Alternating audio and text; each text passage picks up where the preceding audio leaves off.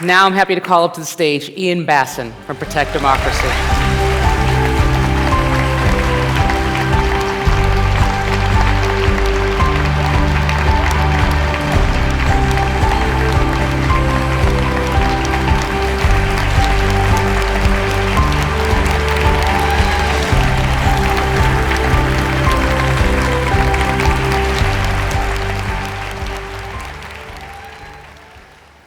Don, I am happy to take the mantle of resident crier from you.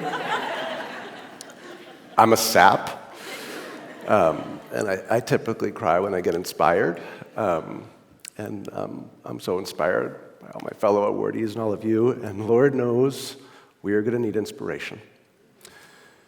Because this year, in rooms not too dissimilar from this one, countries from Hungary to India, China, to Brazil, to the United States, people are assembling to plan forms of government to replace liberal democracy.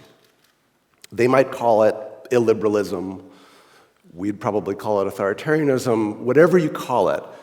It is anti-democratic, and it's anti-freedom. Many versions of it seek to reinstitute traditional gender hierarchies, or reinforce racial hierarchies, or just seize power for a select few to impose their will on the broader many. Which is why I'm really grateful to be here in this room with all of you, because I think we can be an antidote. How can we do that? By modeling that we can respect the many differences that we have and still rise above them to unite in defense of putting democracy first.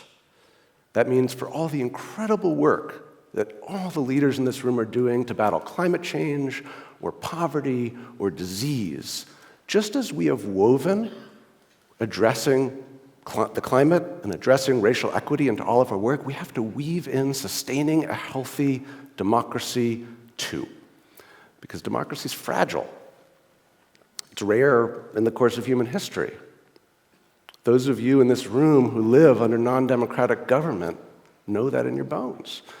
And those of us who've been privileged to live most of our lives under democratic governments have learned in recent years how easily it too can slip away. That has been democracy's story. Since its modern advent, democracy has risen and fallen in a series of waves. The first in the late 18th century, where democracy came, imperfect though it was, to a handful of countries and then slipped from many. The second wave, after World War II, as empires fell and previously colonized nations became democratic and independent, democracy spread, and then too many of those countries lost their democracies. And then, finally, a third wave, the last quarter of the 20th century, where democracy spread to its furthest reaches yet. And in the early aughts, that wave too crashed back to sea. We are now living in the shallows of that recession. And so, it is our generation's challenge to stop the slide of that third wave and launch a fourth wave of democracy, this one finally, to reach every corner of the globe and every human being living under it. And I'm confident we can do that if we commit to always stand up for democracy. So let's make that commitment right now. Let's stand up for democracy. If you can, if you're able, let's stand up, or raise your hand if you're not, and make this commitment right now. This community, this world, we will not let democracy die on our watch.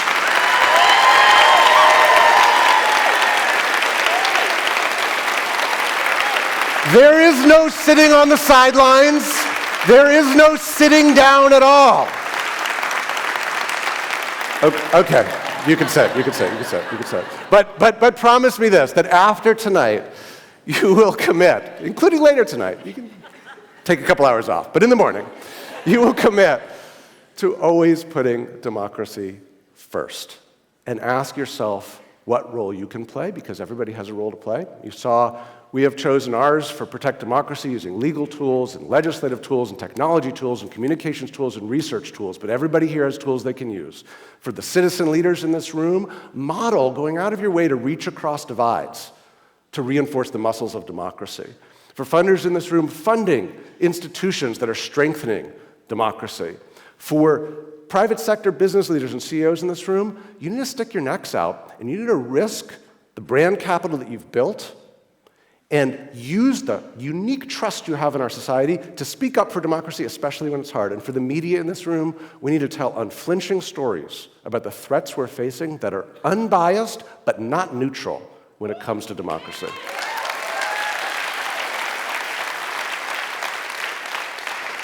And if we do that, I know we will protect democracy, and not only that, I think we will finally perfect it.